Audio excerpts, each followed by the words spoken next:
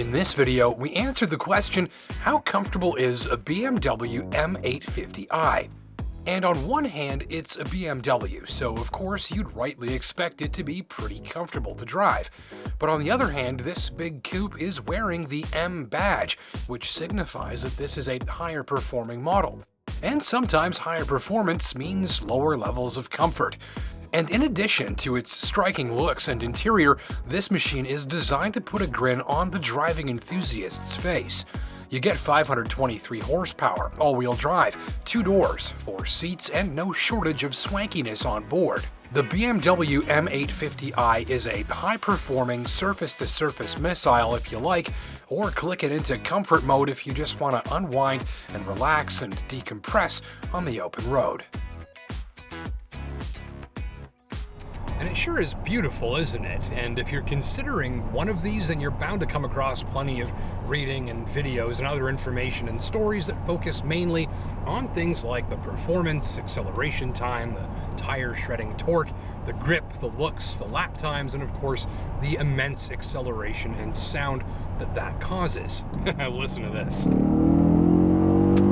Holy! Let's put that back in comfort mode while I still have a driver's license. But what I'm more interested right now in this video is how does this machine work in the sort of situation where none of that stuff matters, where you find yourself like I have right now facing a long day at the wheel, where you'll be driving for hours and hours and just want to get where you're going in as comfortable and chilled out and relaxed a manner as possible. And if you want to see the full video review on this M850i, then I put a link down in the description below.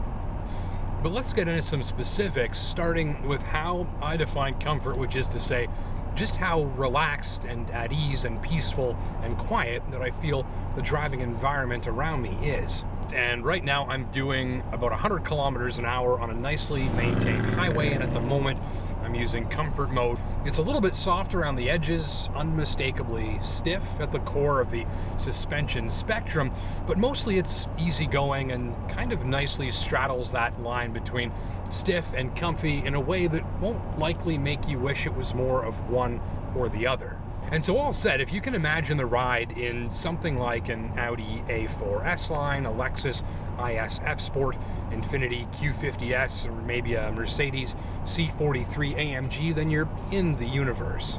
And to put it simply, you just feel like you're in something capable, but it doesn't smash your spine all to hell about it. And second, and this is interesting, is actually the outward visibility. Now I'm surrounded by cameras and sensors that work to keep me from hitting things, but also, and unlike many coupes in this ballpark, I can see out of this thing pretty well. Now it's not a Subaru Forester with big tall glass all the way around me, but as performance coupes go, that rear window is tall and wide. I've got lots of glass beside me that's fairly tall. The pillars aren't too thick. They seem to be positioned in a way where they're blocking the least amount of important visual information coming in. And actually, even those rear corner windows are somewhat useful too. And by having good manual outward visibility to use your actual eyeballs for, you feel less vulnerable and nervous since your brain is more satisfied more of the time that it's got a good sense of what's going on around it. And the steering is signature BMW, so on center here, when you're pointed in a straight line, you nearly feel the need to break the wheel loose from this deep, heavy on-center notch when you're giving it an input. Now it's locked right on when it's pointed straight ahead, and that helps stick the car to its line and reduces your workload in correcting its position on the road. And when you do steer it, you just need very tiny little inputs to make the car do very big things. So ultimately, the steering is very heavy, but also very fast, which is, of course, what makes a go-kart so fun to drive. And here, while you're just cruising along, if you hit one of those big, thick slush stripes on the road in the winter, then that heaviness to the steering means that you won't be playing tug of war with the steering wheel in your hands, which is one less thing to startle you or break your concentration.